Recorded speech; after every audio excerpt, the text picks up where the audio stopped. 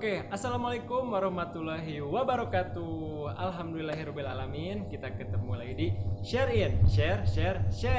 Kamu juga ikutan dong? Oh, Enggak sih? Ikutan gak sih kamu? ikutan juga. Oh ya udah. Tuhan.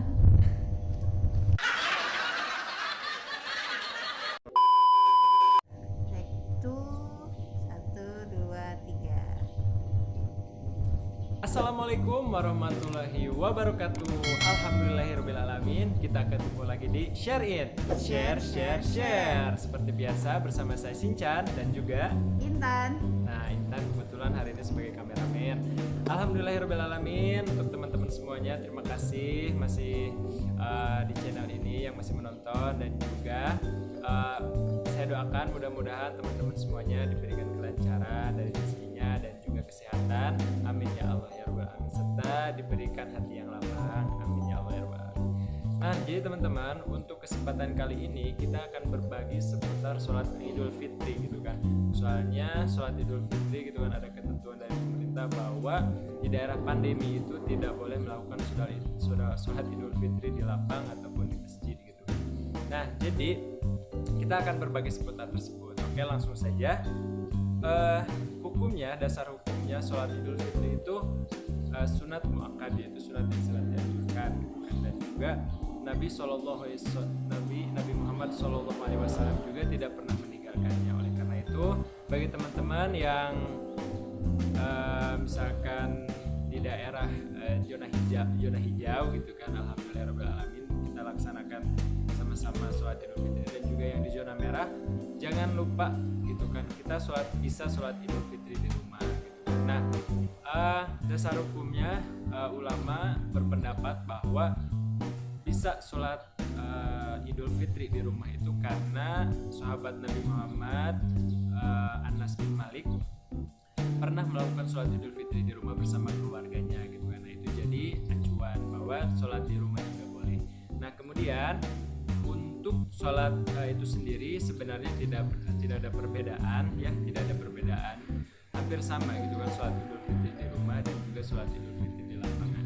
Nah, untuk tata caranya, kita pertama sunat untuk sholat Idul Fitri tersebut, ada beberapa sunat yang sebaiknya kita lakukan. Yang pertama itu adalah mandi. Jadi sebelum sholat Idul Fitri itu kita disunatkan mandi terlebih dahulu, mandi yang bersih. Nah, kemudian kita disunatkan juga makan kurma, yaitu dalam bilangan ganjil antara 3, 5, serta 7. Nah, kemudian setelah makan kurma tersebut, kita disunahkan kembali untuk memakai pakaian terbaik kita. Nah, itu yang disebut istilahnya kalau di sini itu baju dulak. Pakailah baju dulak kalian, dan juga pakailah wewangian. Nah, itu sunat yang dilakukan sebelum kita sholat Idul Fitri. Nah, kemudian untuk sholat Idul Fitrinya tersebut itu seperti yang tadi bilang, tidak ada perbedaan seperti yang biasanya, cuma mungkin dari lokasinya kita ada yang sebagian di rumah gitu aja. Nah, untuk urutannya sendiri seperti sholat biasa tentunya, sholat Idul Fitri itu kita diawali dengan niat.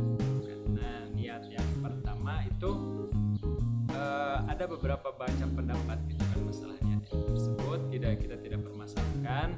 Ada yang niatnya sebelum takbir, ada yang setelah takbir gitu kan.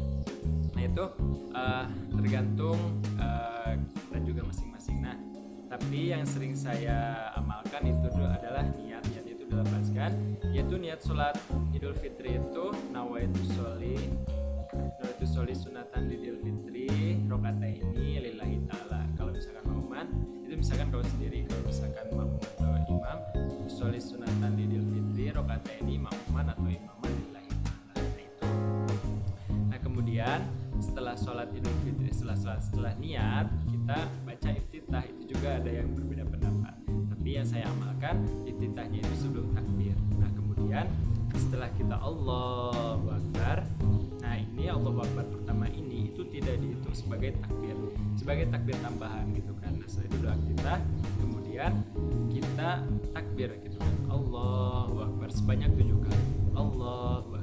Nah, di antara takbir ini itu tidak ada dalil yang menyebutkan menjelaskan bahwa harus baca doa gitu kan. Tidak ada dalil yang spesifik tentang hal itu, jadi boleh juga dibaca boleh tidak, tapi kalau saya sering mengamalkannya subhanallah walhamdulillah wala ilaha illallah wallahu akbar. Nah itu sudah cukup. Dan juga kalau misalkan untuk imam yang kalau misalkan tidak membaca itu berarti jangan terlalu cepat supaya makmum di belakang itu bisa mengikuti. Kemudian setelah itu baca Al-Fatihah, kemudian baca surat apapun suratnya yang sebisa kita, tapi kalau bisa itu sabihis ataupun surat Qauf gitu kan. Nah kemudian setelah itu ruku seperti biasa. Nah seperti biasa itu ruku, kemudian sujud. Nah setelah bangun dari sujud kita mau berdiri lagi, itu kan kita sering takbir juga Allahu Akbar. Nah itu takbirnya sebut takbir perpindahan rukun. Nah itu tidak dihitung juga nanti di takbir yang takbir tambahan itu. Jadi yang pertama tadi 7 kali takbir, yang kedua itu 5 kali takbir. Setelah itu, setelah kita berdiri lagi, kemudian kita takbir lagi sebanyak 5 kali. Setelah itu kita baca Al-Fatihah dan kemudian kita baca surat. Ini juga sesuai kemampuan kita, seapal kita gitu kan. Tapi kalau bisa Al-Qamar gitu kan, dan juga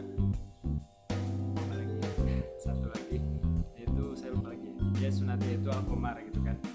Nah kemudian setelah itu kita ruku dan juga sujud. Nah gitu, setelah sujud kita salam, kita membaca salam gitu kan, Assalamualaikum warahmatullahi wabarakatuh. Nah setelah itu alhamdulillah sholat Idul Fitrinya cukup segitu gitu kan.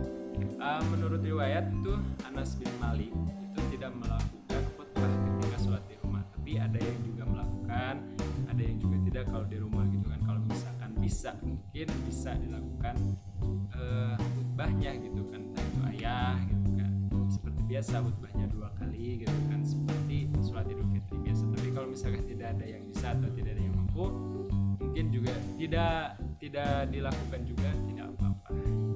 Nah alhamdulillahirabbil alamin, segitu mungkin yang bisa kita bagikan untuk kali ini tentang seputar sholat Idul Fitri. Kemudian kenapa sih membahas tentang ini gitu kan, kayak yang sudah bisa aja jujur gitu kan, saya tidak ahli di dalam istilahnya keagamaan, saya tidak terlalu ahli, tapi saya tahu gitu kan, dan saya ingin berbagi karena saya punya pengalaman gitu kan.